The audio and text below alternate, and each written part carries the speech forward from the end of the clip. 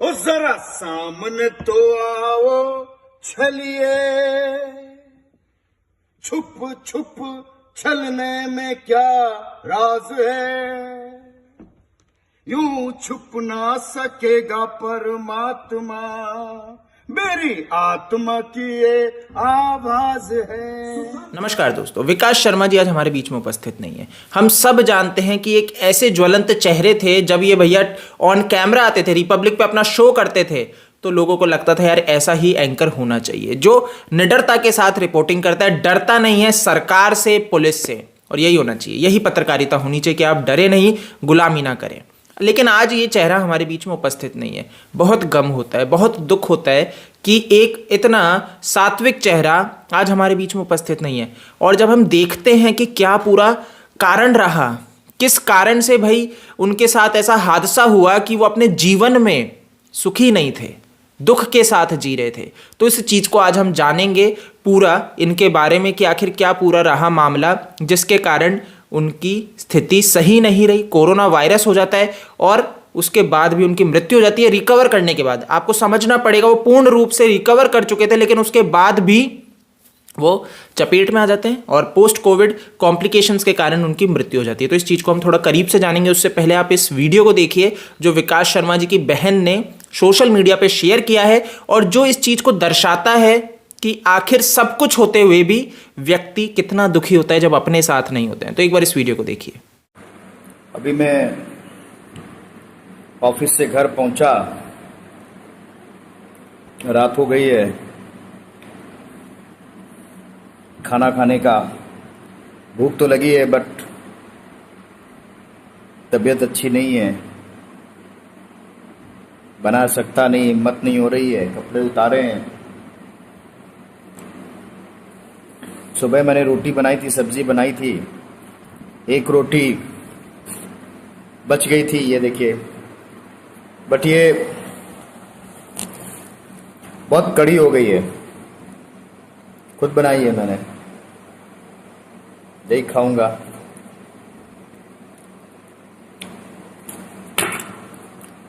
घर में कोई और है नहीं, फीवर है, तो ये देखिए मेरी रोटी और मेरी सब्जी।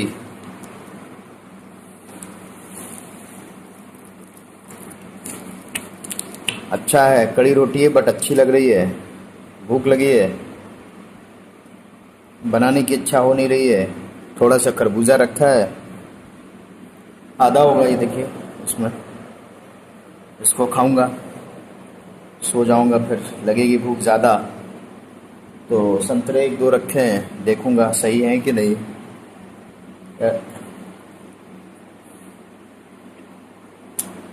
आपने खाना खाया कि नहीं पता नहीं, आप सब मेरे जितने दोस्त हैं।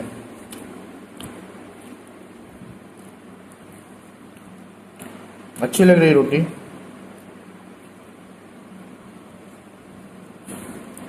जब कोई अकेले रहता है तो ये मुसीबतें आती हैं। खैर, पेट को जाना चाहिए कुछ।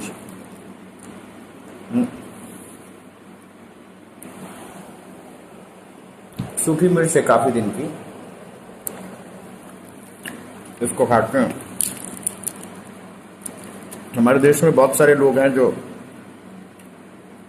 जिनको एक वक्त का खाना भी नसीब नहीं होता है।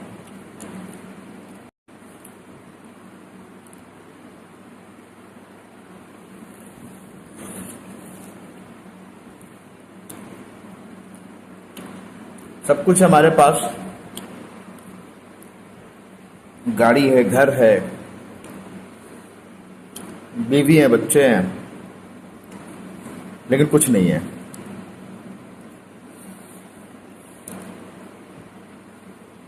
बहुत सारे लोग होते हैं जो आपको कष्ट देने के लिए पैदा होते हैं। पड़ाव है जिंदगी का, गुजर जाएगा।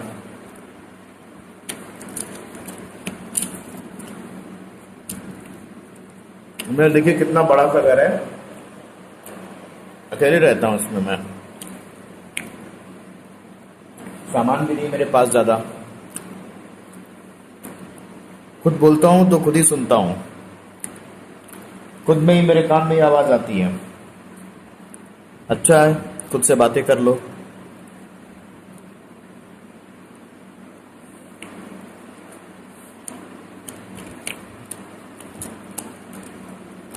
हम सभी बहुत सारे मुश्किल में लोग हैं, सबका वक्त कट जाता है, मेरा भी कट जाएगा। आपको मैं दिखता हूं ना टीवी पे, बहुत खड़ूस सा लोग बोलते हैं मुझे, कुछ लोग अच्छा बोलते हैं, अच्छा बोलता है, बट मैं जैसा टीवी में हूं वैसा हूं नहीं।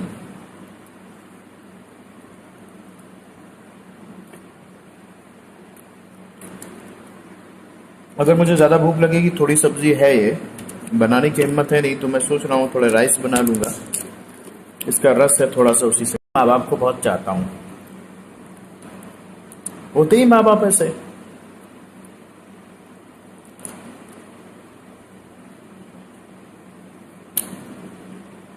जीवन में अगर आपके साथ कोई नहीं खड़ा है तो सिर्फ आपके माँ बाप हैं, वही हिम्मत देते हैं और वही हिम्मत लेके मैं आगे बढ़ रहा हूं।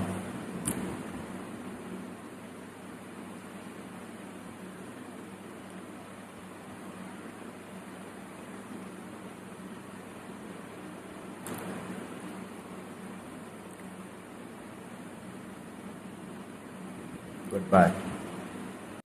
तो आपने इस वीडियो को देखा, सुना, और मैं बिल्कुल जानता हूं कि आप सभी की आंखों में आंसू आए होंगे, क्योंकि हमने इन विकास शर्मा जी को जब रिपब्लिक भारत पे देखा है तो हमने कभी नहीं सोचा कि इतना दर्द कहीं उनके सीने में होगा। उनके खुद के परिवार वाले, उनकी खुद की पत्नी उनको अपने बच्चों से दूर कर दी होगी, नहीं सोचा होगा। और इनके ऊपर क्या आरोप लगाते हैं ये मैं आपको बता दूं कि इनकी पत्नी ने इनके ऊपर पॉस्को एक्ट लगा दिया था कि अपनी ही बच्ची के साथ दुष्कर्म कर रहे थे, मतलब गलत जगह छू रहे थे। अब आप खुद इस चीज को जज कर लो कि इनकी पत्नी कल्पना कैसी रही होगी।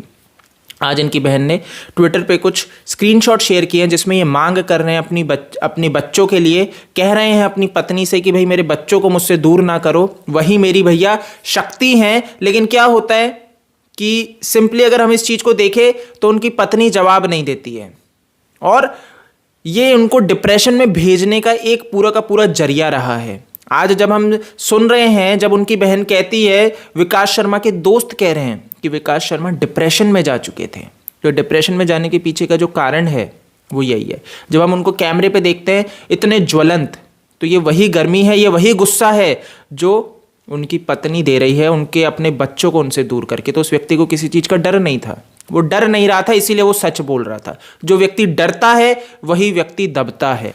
दोस्तों ये चीज़ समझनी पड़ेगी। वही आयशा जो आज हमारे बीच में जीवित नहीं है, जिसने साबरमती नदी में कूद के अपनी आत्महत्या कर ली, समझना इस चीज़ को अच्छे से, इसको समझना कि आयशा ने आत्महत्या की, उसमें पति का कसूर था। समझना, घरेलू हिंसा ही है। और विकास शर्मा जी की जो भैया ये मौत हुई है, जिस तरीके से वो प्रताड़ित हुए हैं, इसमें पत्नी का अहम रोल था। यानी कि घरेलू हिंसा में ये नहीं है कि एक ही जेंडर का इसमें दोष होता है। आप पत्नी महिला भी हो सकती है या पुरुष भी हो सकता है या फिर परिवार के माता पिता भी हो सकते हैं, कुछ भी हो सकता है ना, समझना पड़ेगा। तो यहाँ पे जिस तरीके से हम विकास शर्मा जी का देख रहे हैं, जिस तरीके से हम उनका दुख दर्द सुन रहे हैं, जो उन्होंने शूट किए थे एकांत में रह के, मतलब आप समझो उन्होंने किसी को भेजने के लिए शूट नहीं किए हैं, एंकर व्यक्ति है, ऑन कैमरा ऑन करके उन्होंने सिर्फ और सिर्फ खुद से बातें की हैं। और आज जब वो जीवित नहीं रहे, जब उनकी मृत्यु हो गई, अब समझाता हूँ मैं आपको, 95% ये रिकवर हो चुके थे। बताया जा रहा है कि 95% रिकवर हो चुके थे कोरोना वायरस से। जो व्यक्ति रिकवर हो चुका है, जिसकी बॉडी एकदम से ऐसा क्या हो जाता है, इसके ऊपर उनकी बहन मांग कर रही है कि जब मेरा भाई पूरा रिकवर हो चुका था और अच्छी हालत में आ चुका था, तो एकदम से ऐसा क्या कॉम्प्लिकेशन हो गया कि उनकी मृत्यु हो जाती है, ऐसे क्या ऑर्गन फेलियर हो गए कि उनकी मृत्यु हो जाती है जब पूरे रिकवर हो गए। तो इनका मानना है कि इसमें एक साजिश है। तो उन्होंने मांग की है, योगी आदित्यनाथ जी जो मुख्यमंत्री है उत्तर प्रदेश के, कानपुर के डीजीपी से की है, सेंट्रल गवर्नमेंट से की है, तो इन्होंने बिल्कुल यूपी पुलिस से की है, सभी से मांग की है कि भाई इनको न्याय दिलवाया जाए और बहुत ज़रूरी है। इन्होंने बिल्कुल बताया कि कैसे उनकी पत्नी उनको प्रताड़ित कर रही है, झूठे इल्ज़ाम लगा रही है, इनके माता पिता के ऊपर झूठे इल्ज़ाम लगा दिए, इनके ऊपर विकास शर्मा जी के ऊपर झूठे इल्ज़ाम लगा दिए। और इसी केस के अंदर ये इतना डिप्रेशन में चल रहे थे, अकेले रहते थे, इतना बड़ा घर होने के बाद उस घर में अकेले रह रहे थे, खुद ही कुकिंग करते थे और खुद ही खाते थे। तो इनका पूरा ये जो संसार है जो अपने बच्चों से उनको दूर कर दिया, ये दुख इनको झेला नहीं जा रहा था। तो जैसे कि विकास शर्मा जी की एक इच्छा थी, जैसे कि आप ये स्क्रीनशॉट देख रहे हैं जिसके अंदर वो मांग कर रहे हैं कि उनके बच्चों से उनको दूर नहीं किया जाए क्योंकि वो उनका गुरूर है। तो उन बच्चों को अंतिम समय में भी, इनकी पत्नी की आपको असलियत बता रहा हूँ, अंतिम समय में भी देखने नहीं दिया, दर्शन के लिए बच्चों को जाने नहीं दिया। ऐसी पत्नी है। मतलब आप क्लियरली समझ सकते हो क्या मानसिकता रही होगी इस महिला की, जिसने बच्चों को दूर कर दिया। और लव मैरिज थी, ये लव मैरिज थी, जिसके बाद ये महिला ऐसी है। और इवन इस चैट में अगर आप करीब से देखो तो आपको ये चीज़ भी देखने को मिलेगी कि किस तरीके से पत्नी ने गाली दी है विकास शर्मा जी की माँ को। तो यार कोई किसी की माँ को गाली दे, ये बिल्कुल सही नहीं। और भैया घर का ही सदस्य दे तो ये बहुत ही दुखद होता है। तो विकास शर्मा जी किस स्थिति से गुजर रहे थे यहाँ पे समझ में आता है। और इनके ऊपर जो केस कर दिया गया, जिस तरीके से आप सोचो कितनी इनको दहशत में डाल रखा था, कितना इनको पत्नी ने कि झूठे आरोप ना लगा दिए जाए। जब वो गुजर रहे अपने वकील से मिलने जा रहे हैं, वहाँ पे ये खड़ी हैं, तो ये आगे गाड़ी भगा लेते हैं। क्यों? क्योंकि कुछ भी झूठे आरोप लगा दे। और क्योंकि ऑब्वियस सी बात है, नाम है, पब्लिक फिगर है, तो पब्लिक फिगर के ऊपर कीचड़ उछालना बहुत आसान होता है। तो अगर इनकी पत्नी इनके ऊपर कीचड़ उछालेगी, जो पहले ही उछाल चुकी है, और जब ये वहां पे जाएंगे तो बहुत बड़ा तमाशा हो सकता है। तो इन्होंने वहां से निकल गए। गाड़ी में हूँ और मैं अपने एडवोकेट से मिलने आया। इसी दौरान देखा कि मेरी वाइफ, उसकी भाभी यहाँ पर खड़े हुए हैं। तो मैंने सोचा मैं यहाँ से निकलता हूँ, ये सोचा और मैं सीधे निकला हूँ। उन लोगों ने भी मुझे शायद देखा है, कहीं ऐसा ना हो कि ये लोग धमकी अमकी का या कुछ ऐसा, इसीलिए मैं यहाँ से निकल रहा हूँ ताकि एलिगेशन हम पे कोई और ना लगे, इतने झूठे एलिगेशन लगाने के बाद में।